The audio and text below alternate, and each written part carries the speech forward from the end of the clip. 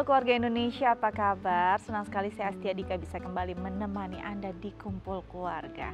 Nah, keluarga Indonesia, kalau kita lihat ya generasi-generasi muda ini, apalagi Gen Z ini kayaknya dikit-dikit healing, dikit-dikit perlu relaksasi, dikit-dikit butuh menenangkan diri. Nah, sebenarnya apa iya begitu? Katanya sih ini dipengaruhi oleh kondisi mereka yang mudah stres, yang sebenarnya secara psikologis itu rapuh.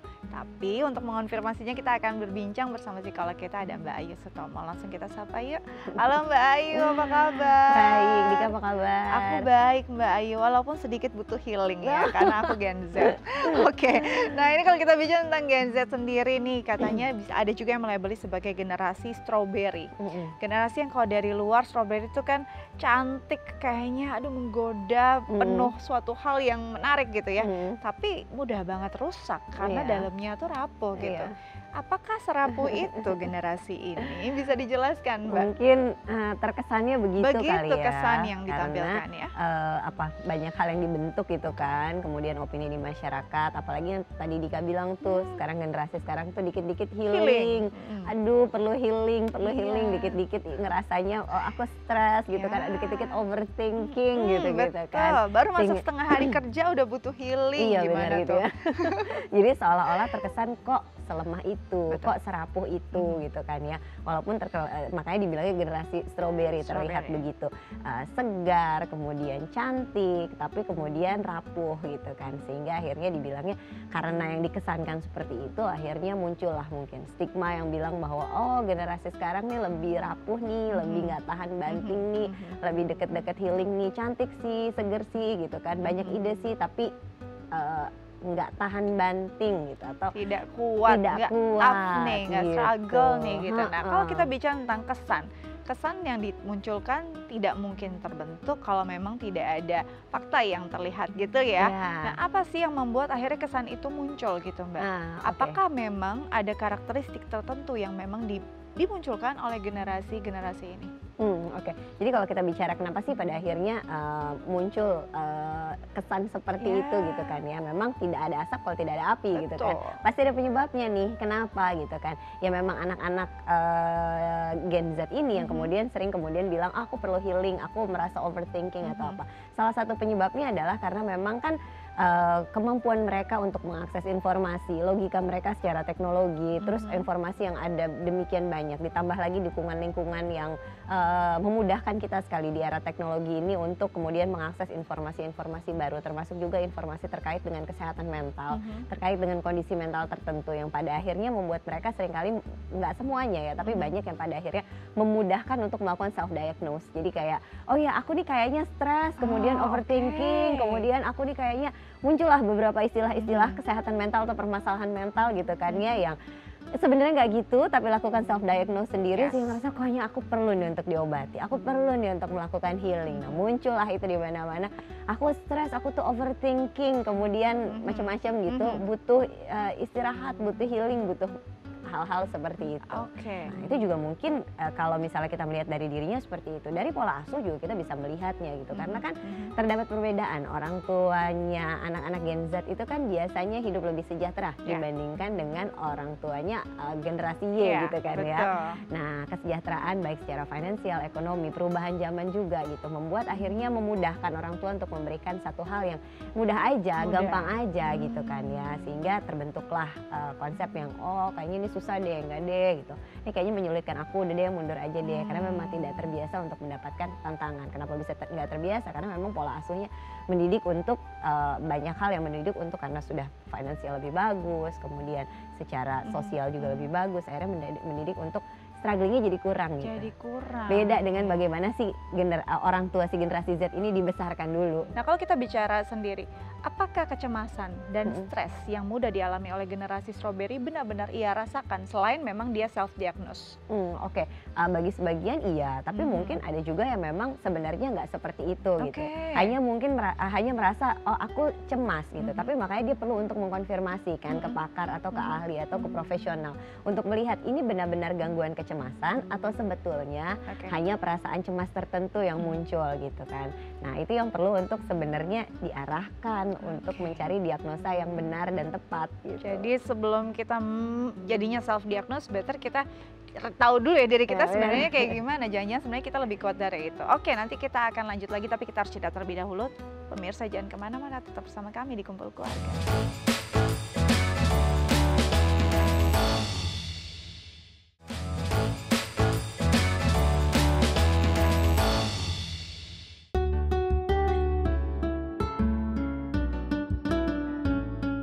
Ya, keluarga Indonesia kembali lagi bersama kami di Kumpul Keluarga, masih membahas tentang generasi strawberry. Tadi kita sudah sebenarnya bahas juga di segmen sebelumnya seperti apa sih.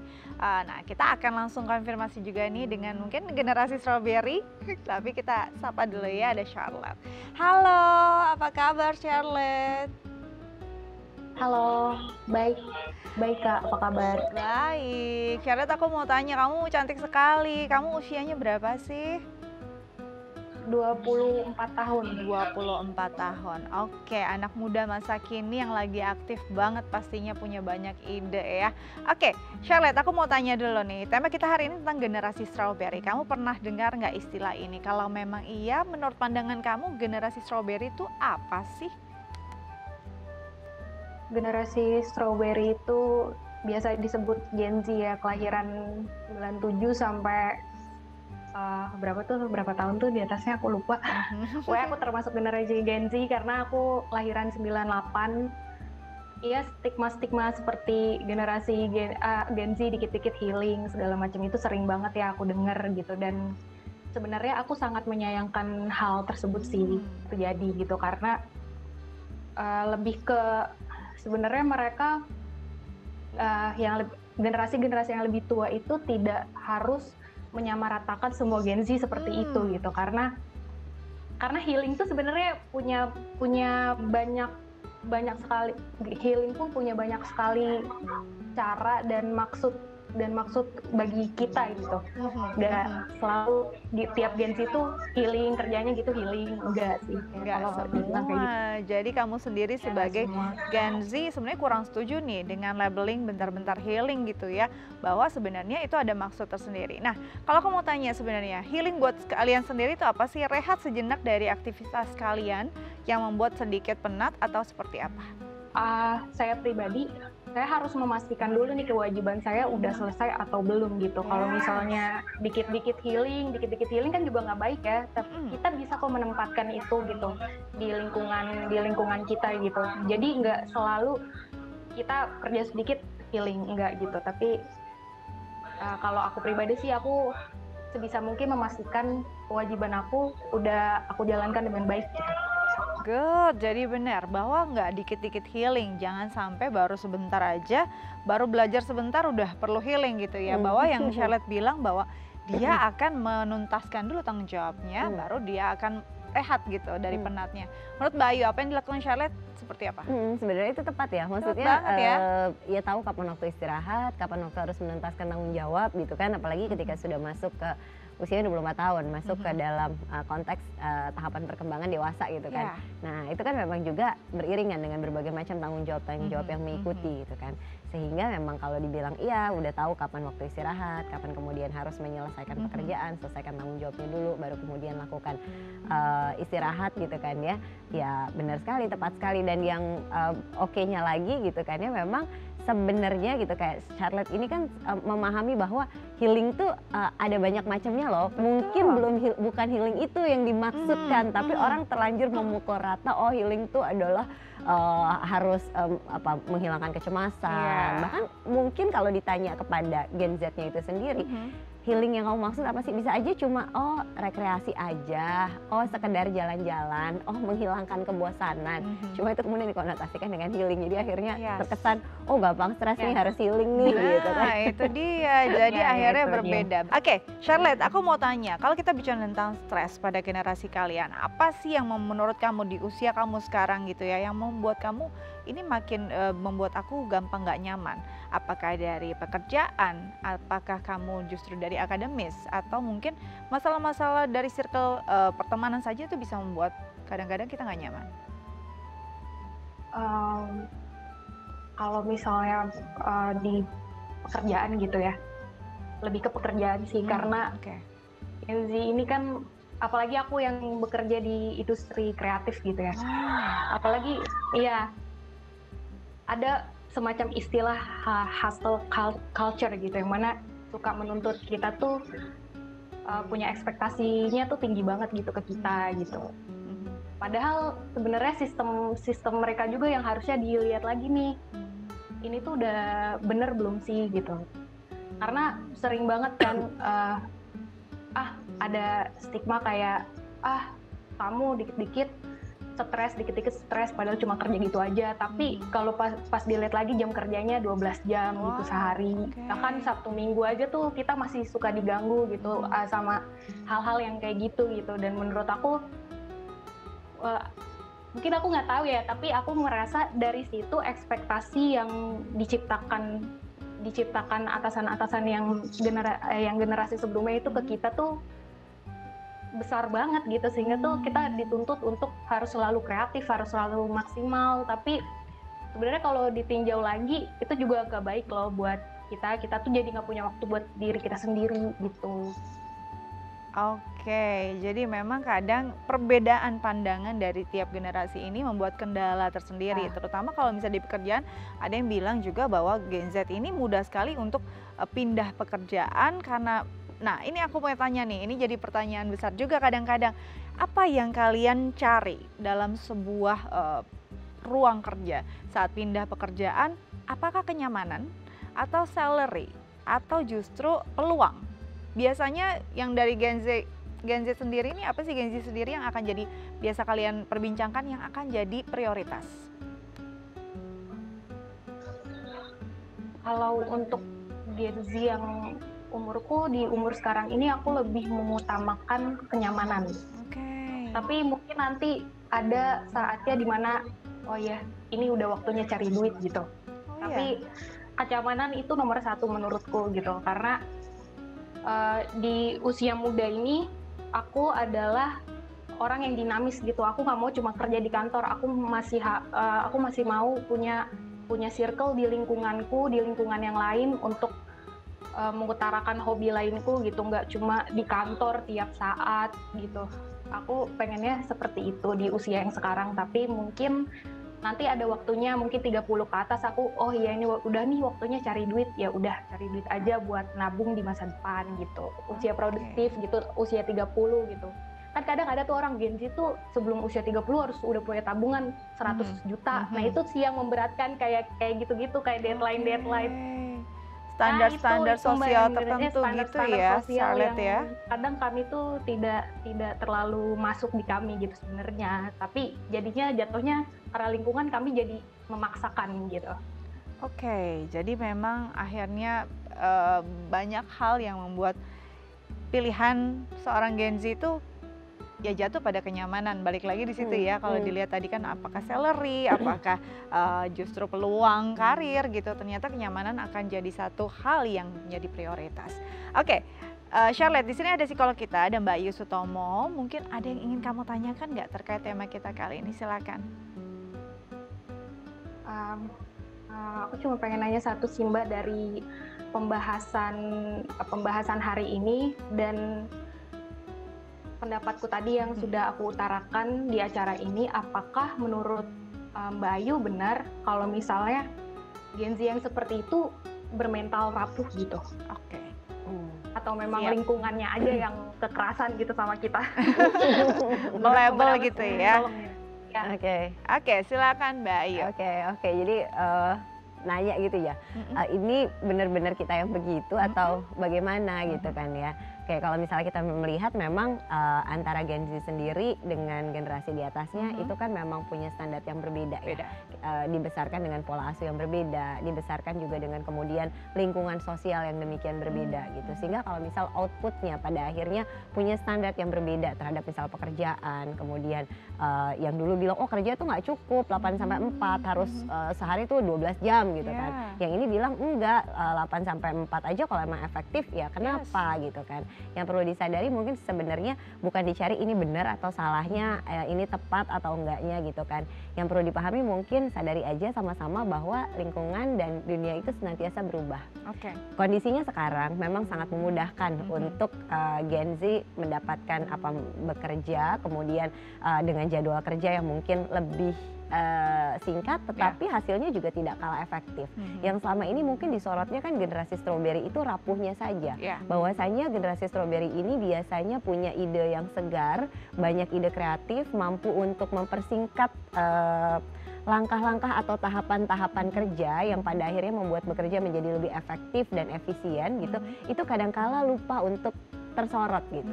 Nah sebenarnya kan hal-hal itu yang harus secara fair atau secara adil kita lihat juga gitu kan. Tugasnya harus semana KPI-nya. Kalau memang ternyata mereka bisa karena kreativitasnya, karena kemampuannya untuk mengakses teknologi, karena logikanya untuk kemudian berpikir lebih maju dan praktis itu memudahkan itu untuk bisa selesai KPI-nya kelar, ya why not gitu kan. Nah itu sebenarnya harus dilihat bahwa dunia sudah berubah, zaman sudah berubah. Penyesuaian terhadap mereka pun harus kita lihat secara objektif dari dua sisi, bukan hanya dilihat dari rapuhnya saja, tapi lihat dari cantiknya dan banyak idenya itu seperti apa gitu. Oke, semangat Charlotte, ini akan jadi tantangan kamu ke depan pastinya dan bisa kamu lewati sampai ke target-target berikutnya. Terima kasih ya sudah berbagi bersama kami di Kumpul Keluarga. Sampai jumpa. Oke, seru ya kalau ngobrol sama anak muda, rasanya kembali muda gitu ya Mbak Ayu ya. Nanti kita lanjut lagi, tapi kita harus jeda terlebih dahulu. Tetap bersama kami di Kumpul Keluarga.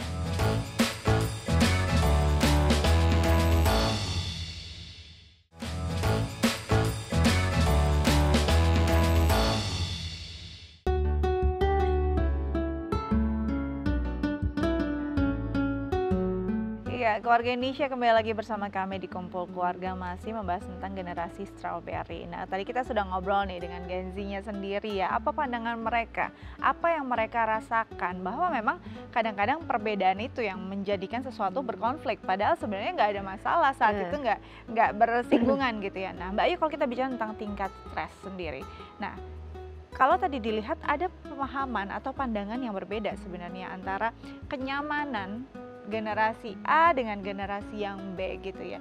Ini bisa dilihat juga nggak sih dari mungkin cara pola asuh kan pasti berbeda.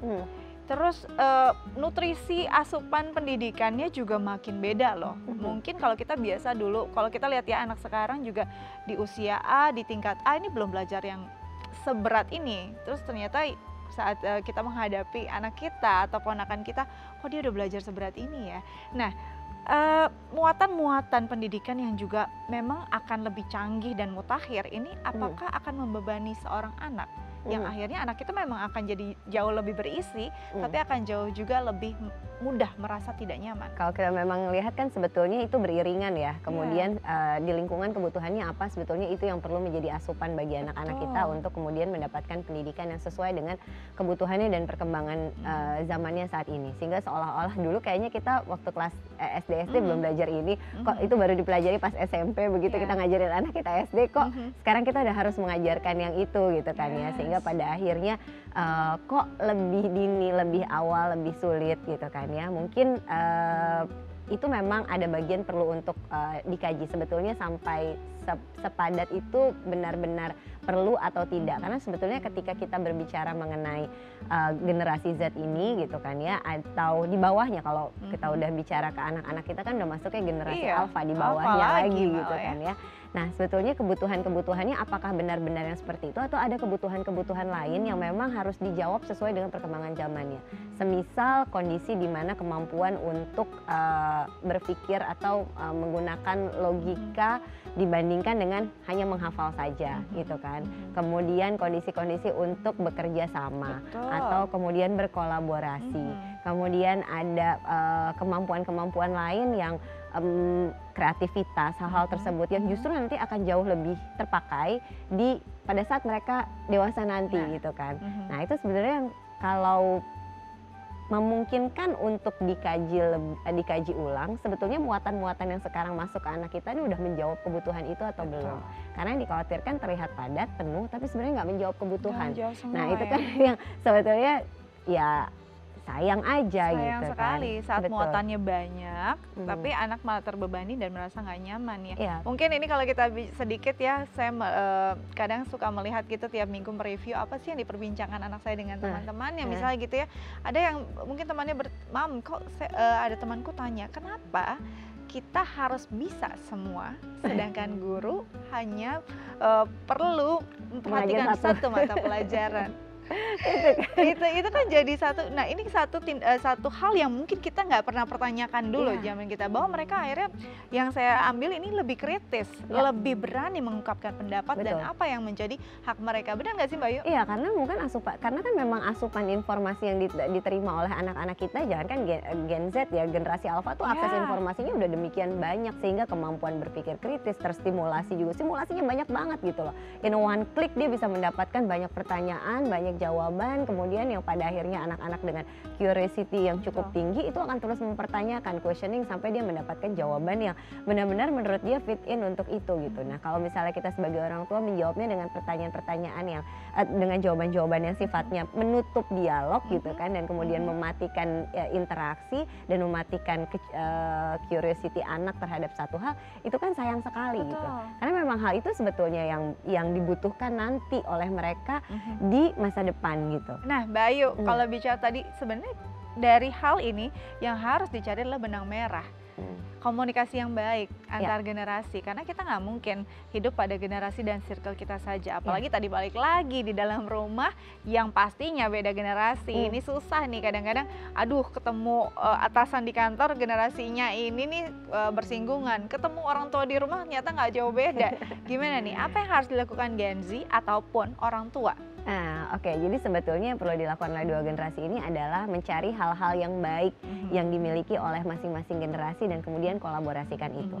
Seperti orang tua dari Gen Z ini kan perlu untuk mengajarkan hal-hal terkait dengan komitmen terhadap pekerjaan, tanggung jawab, menuntaskan apa yang kamu mulai, terkait juga dengan interaksi sosial secara langsung, seperti misalnya sopan santun, bagaimana menghormati dan respect terhadap orang tua, bagaimana mau mendengarkan orang tua pada saat berbicara. Karena kan generasi Z banyaknya kan komunikasi by online, semuanya itu virtual. Kadangkala gestur-gestur kecil seperti membungkukkan badan atau tersenyum atau membukakan pintu untuk orang yang lebih tua, kadang lupa. Nah, peran kita tetap mengajarkan hal-hal tersebut terkait dengan komitmen, tanggung jawab, sopan santun, hal-hal baik yang dimiliki oleh generasi sebelumnya dari generasi Z ini. Generasi Z juga bisa membuka diri untuk mengajarkan kepada generasi di atasnya, ada loh hal-hal lebih praktis, ada loh hal-hal yang lebih mudah yang bisa mungkin mereka pelajari, mempersingkat sesuatu gitu kan, untuk membuat satu proses menjadi lebih mudah dan lebih gampang. Kuncinya keduanya terbuka terhadap masukan atas hal-hal baik yang ada di generasi lainnya.